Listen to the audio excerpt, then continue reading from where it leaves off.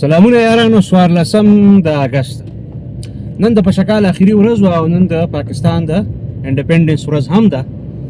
ټولو ته مبارک شه. او بله خبره ده چې موسم جک جاکړ بجلی خراب کړه، خو نری باران موسم ډېر زیات زبردست کړه. او بله ده چې کوم اوس میاشت شروع شوه د بادرونو، دا بیا زمونږ میاشت ده د لیونو.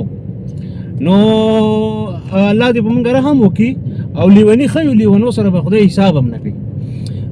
دا وخت زه بازار ته د ملګرو خواله د معمول مطابق را روان یم. نو موسم لکه د پرون او نن په منځ کې 80% فرق پیدا شو. او انشاءالله العزیز دا په شکال د لکۍ چې کوم ده نو دا به 17 18 20 پورې وای اګست پورې کله کله آن اینډ آف دا به ګرمي شاید لهر راشي. ګرمي خو خیر بادرو کې می، خو مطلب دا چې سوري ته گزاره کېدل، دننه پکی ته گزاره کېدل، د شپې آرام برابر کېدل، نو دا به اوس ورځ په ورځ تاسو فرق محسوسوئ. باقي نن فضل د خدای په سړکونو ګڼه لږه کمه ده، سهار کې به وه شاید او دغه 14 اګست او د تقریبات وغیره، یا خلک ځوانان هلکان ماشومان دا هر سړی د سلیبریشن د خپل حساب کتاب د خپل نظریې عقیدې د خپل وابستګۍ په بنیاد لري او خلک باندې ګوري. البته دا د سکیورټي انتظامات د بدمرغه لږه ټایټ دي او دې وطن کې دا بدنصیبیانې که امن وی نو بیا شاید خلکو د خوشحالۍ نورې ښې ډېرې بلا موقع ځان لکتې. او دغه د دوه ځوانان چې کوم دي په سړک په منځ کې ولاړ دي نو خر غیرت کړه او ټرک والا او دا یو خلک خبره کوي. پخوانی متل خو نه دی ویلی چې د ټرک خبره ده پکې، دا د 200 کالو یو نیم سل کالو یا زیات نه زیات د 100 کالو متل دی. یو نیم سل خو زه ډېر زیات یم کم چې ویم، نو دا لږ جدت ترازی په دې متلو کې شته.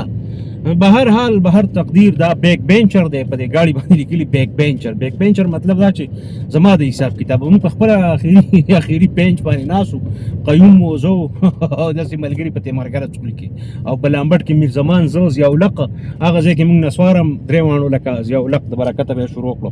خیر هغې کې نه پرېوځم، دا خو زه بازار ته راورسېدم. خو بازار د معمول مطابق چې کوم دی نو 14 اګست دپاره لکه چوټي، البته دا عاشق شته دی، دا دغه خرڅوي، دا اکسیسریز او موبایل او کورونه او څه دا ټول فلمونه چې دی دا دی مارکیټ ته ورکوي. دا بیا طاهر دی مخامخ زموږ ملګری دی ورته طاهر موبایل والا، هغه دې د الله دین دنیا ښایسته کړي. دغه د پی ټي آی جنډې خرڅېږي، دغه سوزکي خو د معمول مطابق ولاړ دي او پی ټي آی والا چې کوم ملګري دي هغو به موټرسایکل هم جنډې لیکلي. دا فرسټریشن او یو دی چې لږه سفوکیشن چې که نه پولیټیکل سفوکیشن، نو ډېره سختي په خلکو ښه نه هغې بیا متبادل لارې ګوري. اوس په دې باندې کوم خلک چې په سیاست نظر ساتي هغې په دې پوهېږي.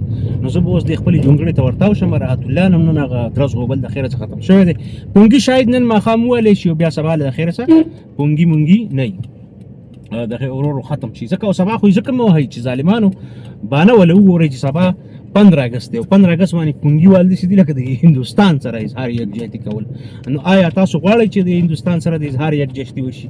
بیا زما دغه ملګری دی نورالله د ګاډي نه ماشومان راکوز کړو، ماشومان له کپړې پیزار او دغه فلم میلم کړی دی او زه به ورسره سلام کلام وکړم او ورته به ووایم چې په دغه کې مې راواغېستی پخې نو دغه مې راواغېسته. نو اوس دې الله ماته نیکه وښیي چې زه ودرېږم دې ځای ته ښه په سهولت او فنسي کړی. دلته به زما ملګري اوس راغلي، ځینې به راغلي او ځینې به راځي. او زه خان باچا غرضنویس خو تاسو پېژنئ، دا خو ډېر مشهور کس دی ټولنیز او